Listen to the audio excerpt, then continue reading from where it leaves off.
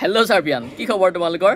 নিশ্চয় তোমালোকৰ খবৰ ভাল। আৰু এই 6টা মাহে তোমালোকৰ সৈতে যথেষ্ট হাঁহি ধেমালিৰে আমি প্ৰতিজন এডুকেটৰ সময়বিলাক পাৰ কৰিলোঁ। আৰু আমি ভাবোঁ তোমালোকে নিশ্চয় আমাৰ ক্লাছেছবিলাকৰ পৰা উপকৃত হ'লা। আৰু আজি মই এটি বিশেষ কথালৈ তোমালোকৰ ওচৰলৈ আহিলোঁ। তোমালোকে এই তোমালোকে যেতিয়া এডমিশ্যন লৈছিলা তেতিয়াই কোৱা হৈছিলে যে আমাৰ এই কোৰ্সটো তোমালোকক অনলি হাফ ইয়াৰলি চিলেবাছটো কমপ্লিট কৰা হ'ব, কভাৰ কৰা হ'ব। আৰু তাৰ পিছৰখিনি কণ্টিনিউ কৰিবলৈ তোমালোকে আকৌ আমাৰ কোৰ্সটো ৰিনিউ কৰিব লাগিব, প্ৰথমতে তোমালোকক কোৱা হৈছিলে। আৰু এতিয়া কথাটো হৈছে কি, তোমালোকে যদিহে বসন্ত ছাৰ গিফ্ট এই কুপন কোডটো ইউজ কৰি তোমালোকে যদিহে কোৰ্সটো ৰিনিউ কৰা, তেনেহ'লে এই কোৰ্স প্ৰাইচ তোমালোকৰ হ'বগৈ মাত্ৰ 1499 টকা, 1499 ৰুপিজ। আৰু এই কোৰ্সটো কণ্টিনিউ হ'ব একেবাৰে তোমালোকৰ SSLC এক্সামৰ আগদিনাখনিলৈকে।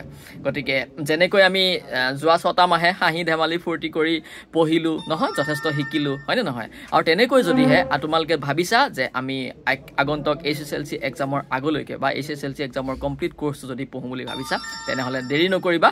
মাত্ৰ 1499 ৰুপিজত তোমালোকে যোৱা আৰু ৰিনিউ কৰা।